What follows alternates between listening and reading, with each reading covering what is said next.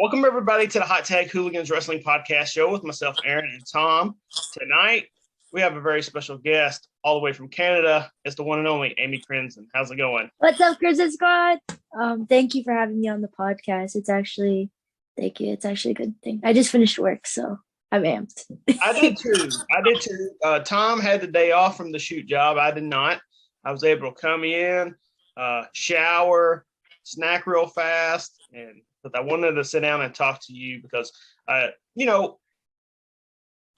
like guests who bet on themselves. And I really feel that with you, that you're somebody who bets on themselves, because as podcasters, we do send out emails to certain people.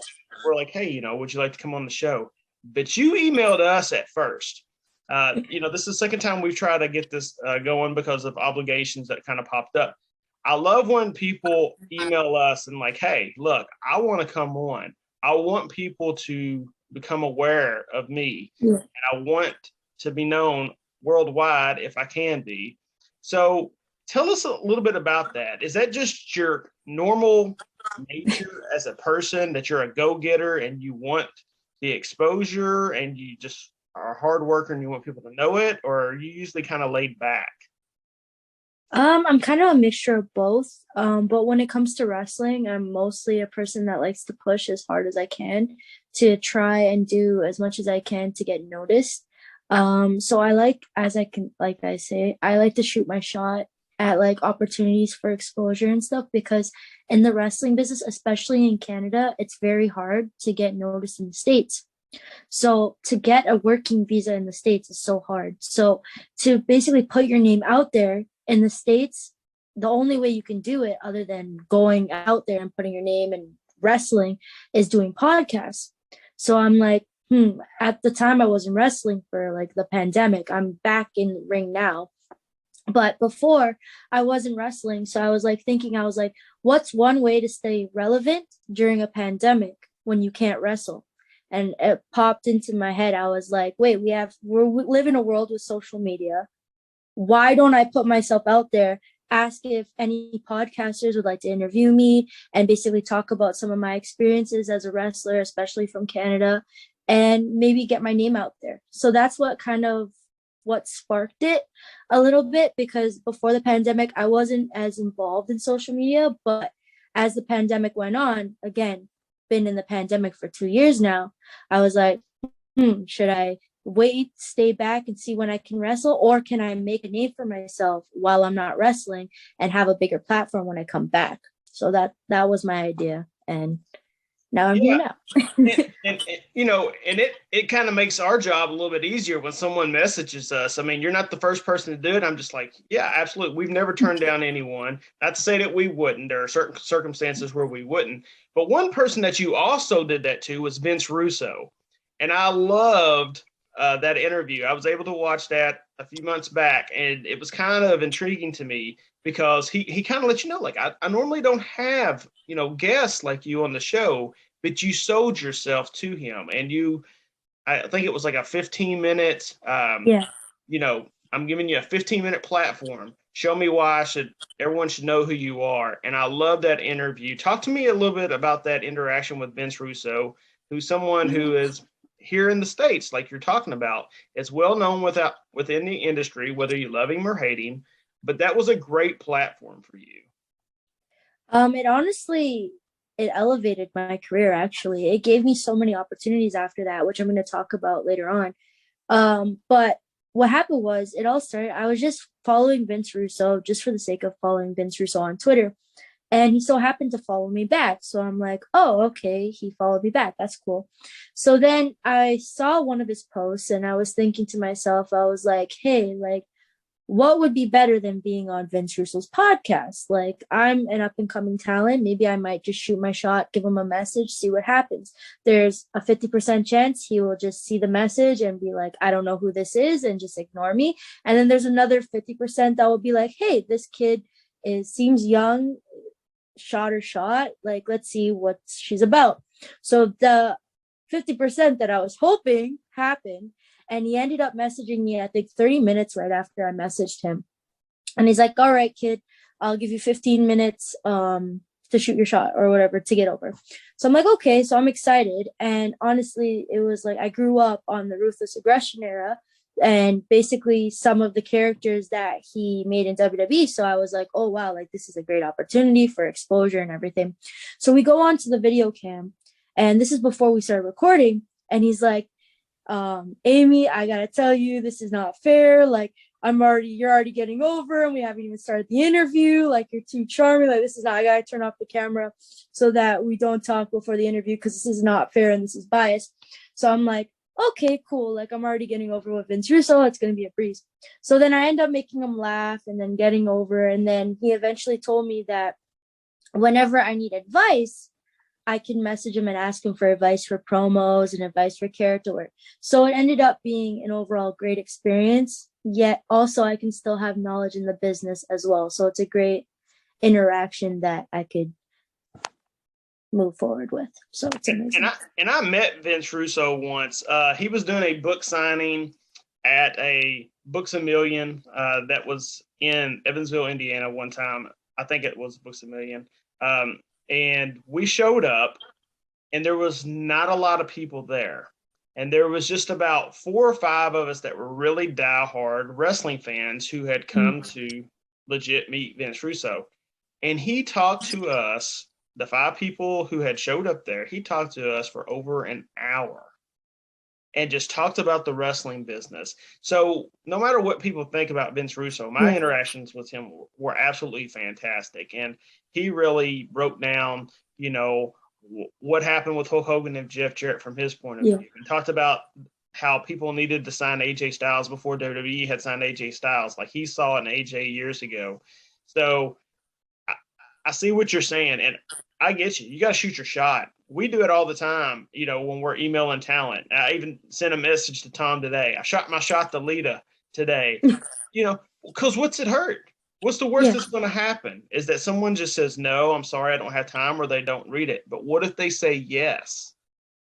And that could be the difference between, you know, having the guts to do it. So kudos to you for doing something like that.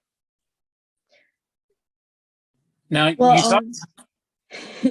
go ahead. Well, honestly, it gave me so much exposure after that. It basically elevated my career, where I basically got messaged by Jack Rojo to be joining the Wrestling Academy, which I'll be talking very soon about. So it's just been great. Like my bookings have gone up. It basically just helped my career. I'm glad I actually shot my shot, because I feel like without that, I wouldn't have got the exposure I needed to elevate it. We'll talk about that a little bit more in detail. What was the biggest thing that came out of that interview for you, opportunity-wise? So I actually got contacted by Jacques Rougeau, the Mountie. It was basically just a random message on Facebook, and he's putting together a show. It's kind of like a Canadian Tough Enough, if you might will, like you think. It's basically all the best Canadian talent from New Brunswick, Ontario, Quebec, everywhere. So we're going to be going at the Club Soda Center in Montreal.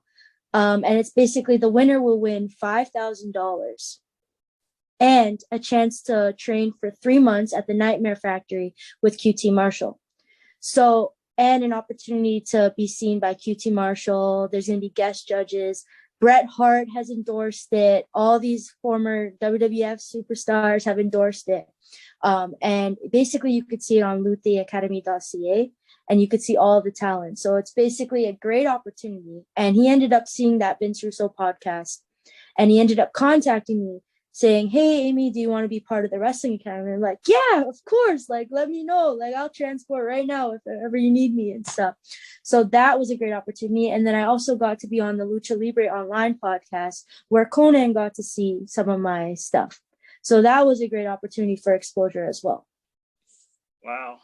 So where can we watch this Canadian Tough? Because now I'm intrigued. I want to watch that. Where can we watch that? Can we watch it in the States?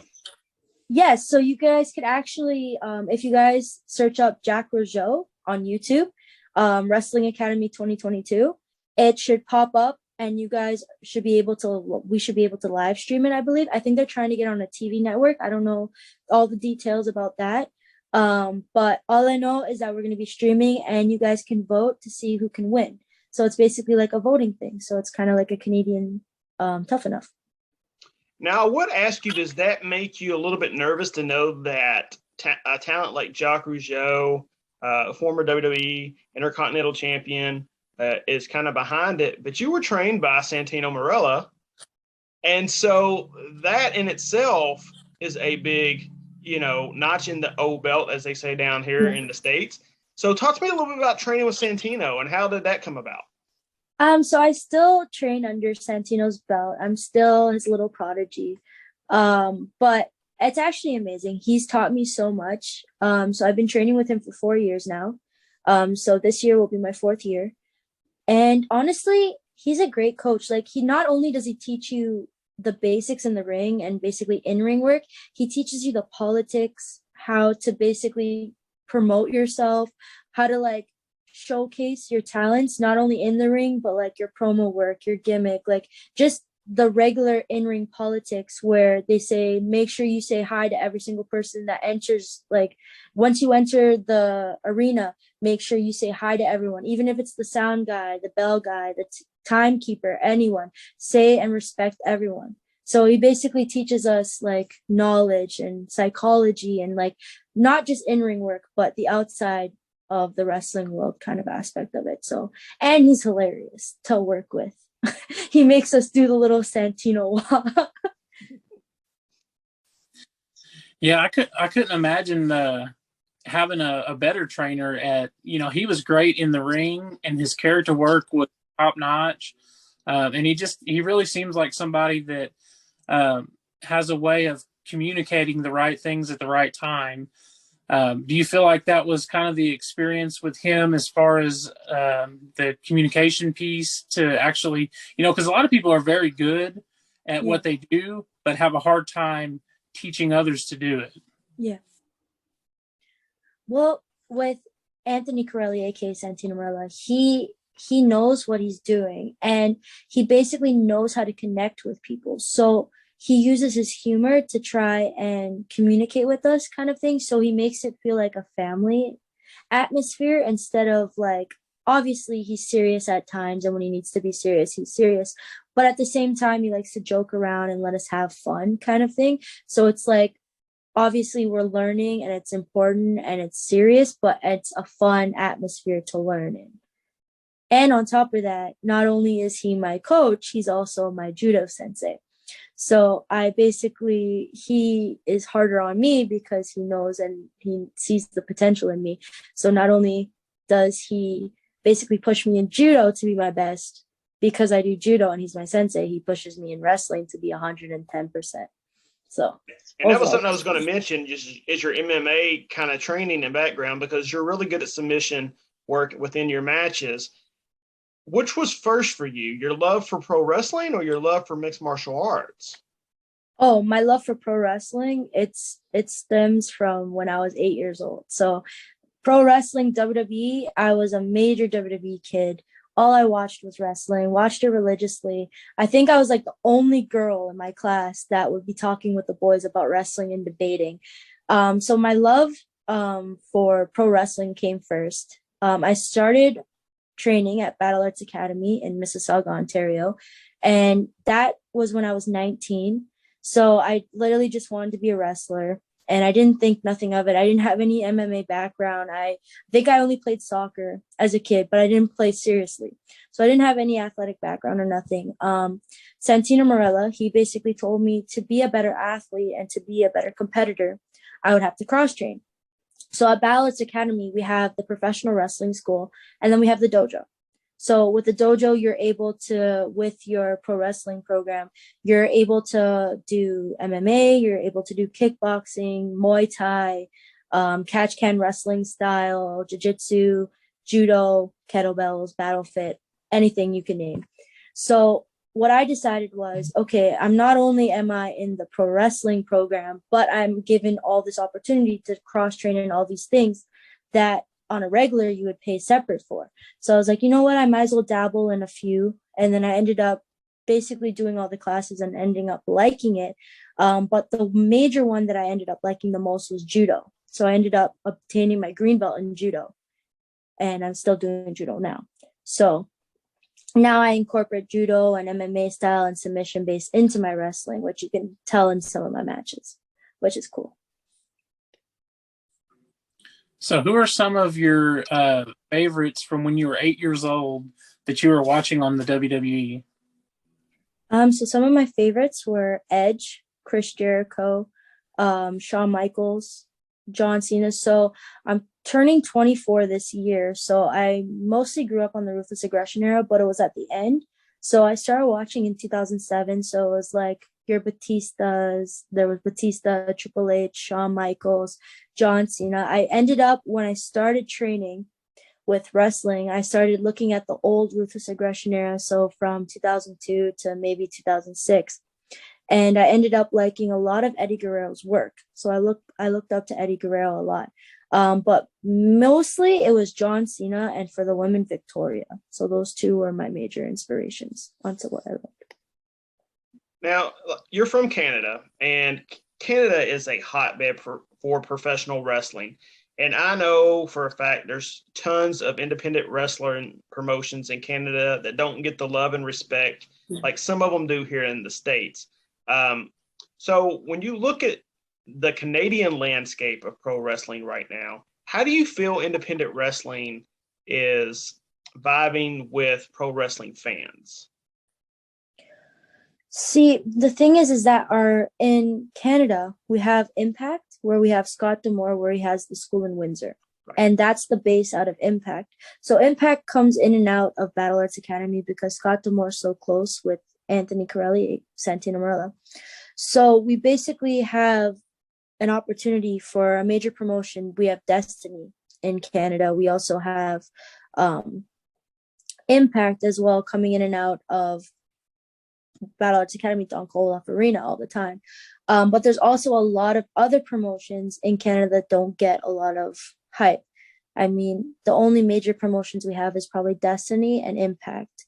But we have so many mini promotions. And the only thing is that a lot of it is exposure, because a lot of the major promotions are in the States. And for Canadian wrestlers, it's so hard to basically get signed or get booked, because to get a working visa to move to the States to work, you need to have from the promotion, either it's from a major promotion or you need to basically have a reason onto why you need to go to the States to get the visa. So it's so hard to get that exposure. And that's why a lot of Canadian wrestlers try and work in the States, because there's more exposure, because you have Ring of Honor. Even Impact does more shows in the States than in Canada, kind of thing. So you have a lot of, like, you have the Mission Pro Wrestling for the women, you have AEW, where they have the Nightmare Factory, you have WWE, the Performance Center in the States. So you have so much in the States compared to Canada. So what are some of those promotions in the States that if you were to get your work visa, some of the independent promotions that you've kind of got your eye on, that you've been kind of watching and studying some of the talent from? I've been studying a lot. I would love to work for Ring of Honor, WOW Women's Wrestling. I would also like to work for Mission Pro Wrestling, MLW. Basically, if I could work for every promotion in the States as much as I can, because there's so many. But yeah, honestly, any type of promotion that will be willing to book me, I would love to. Well, I think that's a smart thing too, because the more that you can work and the more connections you make, just does nothing but strengthen your name.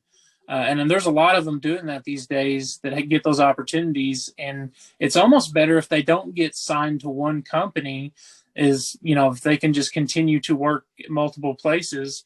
Not only does it, give them more knowledge and more training, but it also gets their name out to everybody. So I think right on what most independents need to be looking at these days. So I want to talk about Canada, because I'm a diehard, wish I could go to Canada, experience Canada. So tell me, in your mind, what is I guess I'm kind of interested in, here in the States, I know everyone always thinks America's the greatest thing in the world. We're okay. We're okay. We're okay. But tell me about one of the great benefits about living in Canada for you. We have free healthcare here.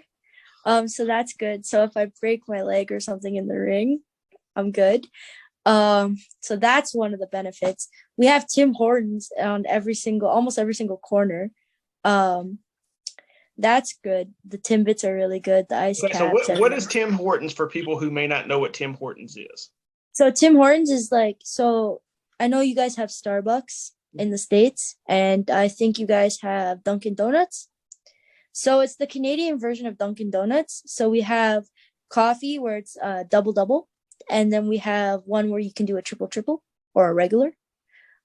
So when you have a double coffee, it's 2 milk, 2 sugar, or 2 cream, 2 sugar. And then we have little Timbits, and we have we sell little toques and all that stuff. So.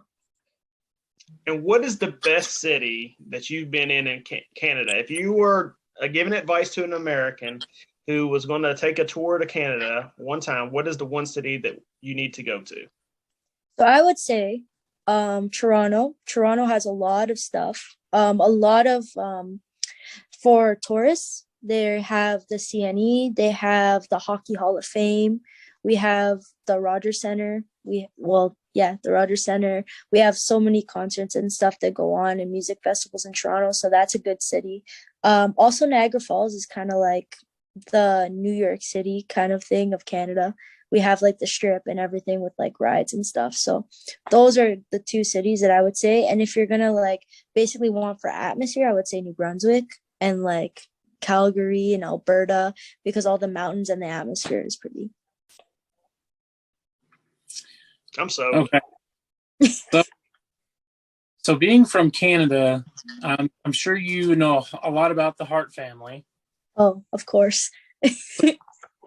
I've got to ask, who is your favorite?